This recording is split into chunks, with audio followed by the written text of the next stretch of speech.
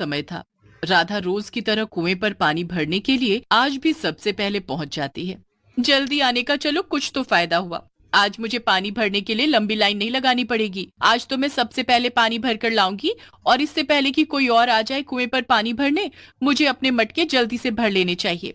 राधा जैसे ही कुएं में पानी भरने के लिए बाल्टी फेंकती है, उसका पैर फिसल जाता है और वो कुएं में गिर जाती है।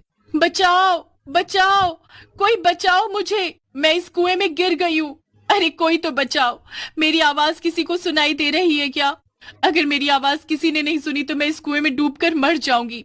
राधा की आवाज सुनकर गांव का एक लड़का गोपी दौड़ता हुआ कुएं के पास आता है और राधा को कुएं के अंदर गिरा देख हैरान रह जाता है।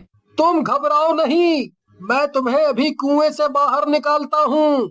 गोपी कुएं की रस्सी की सहायता से ही राधा को कुएं से बाहर निकाल लेता है। अगर तुम मेरी जान नहीं बचाते तो मैं आज इस कुएं में डूबकर मर ही गई होती। तुम्हारा बहुत बहुत शुक्रिया भैया।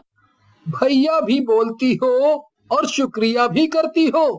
अच्छा, अब सब छोड़ो और जल्दी घर जाओ, नहीं तो बीमार पड़ जाओगी। अच्छा ठीक है, पर जाते जाते अपना नाम तो मुझे बता दो। मेरा नाम गोपी है। और मेरा नाम राधा। अच्छा भैया, अब मैं चलती हूँ, जल्दी मिलूंगी। एक दिन राधा खेतों में अपने बाबा को खाना देने के लिए जा रही होती है कि तभी उसकी मुलाकात फिर से गोपी से हो जाती है। दोनों एक दूसरे को देखकर बहुत खुश होते हैं।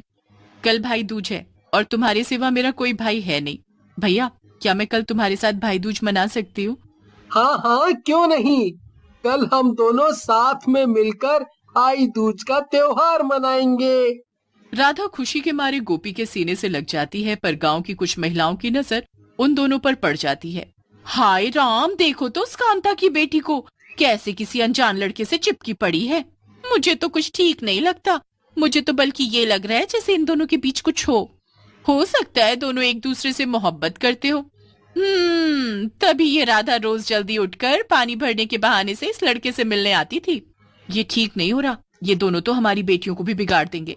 इन्हें देखकर कल हमारी बेटियां भी ऐसे करने लगी तो इन दोनों के बारे में हमें सरपंच जी को बताना चाहिए।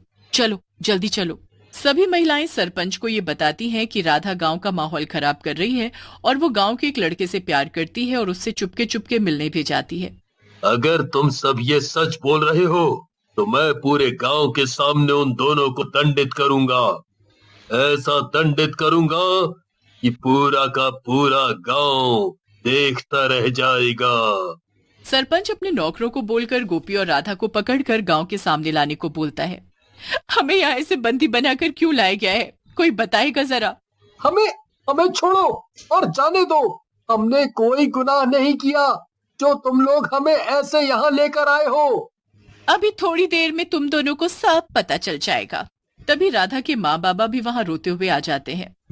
मेरी बेटी ने कुछ गलत नहीं किया, फिर उसे क्यों बंदी बनाया हुआ है, उसे छोड़ दो। तभी सरपंच वहाँ आ जाता है और पूरे गांव को ये बताता है कि राधा और गोपी एक दूसरे से मोहब्बत करते हैं और चुपके चुपके मिलते भी हैं। राधा और गोपी बहुत कोशिश करते हैं सच्चाई बताने की कि वो एक गलत फहमी में है। वो दोनों तो एक दूसरे को भाई बहन मानते हैं, पर उनकी बात कोई नहीं सुनता। गांव में बहुत शोर शराबा होता है और दोनों को गांव के बीच में बने एक पेड़ से बांध दिया जाता है, जब तक कि उन दोनों की भूख प्यास से जान न निकल जाए। भूख प्यास के कारण आखिरकार उन दोनों की मौत हो जाती है। गांव वालों, देख लो इन्हें ध्यान से। अगर आज के बाद इस गांव में फिर से ऐसा कुछ हुआ तो उन्हें भी ऐसी ही सजा मिलेगी। जग्गू, राणा, इन दोनों की लाशों को जंगल में फेंकाओ। बाकी का काम जंगली जानवर कर देंगे। पूरा गांव मिलकर भी राधा और गोपी को नहीं बचा सका। वो सब तो बस तमाशा देखने में लगे थे। राधा और गोपी मर तो गए थे, पर उन दोनों की आत्माएं नहीं।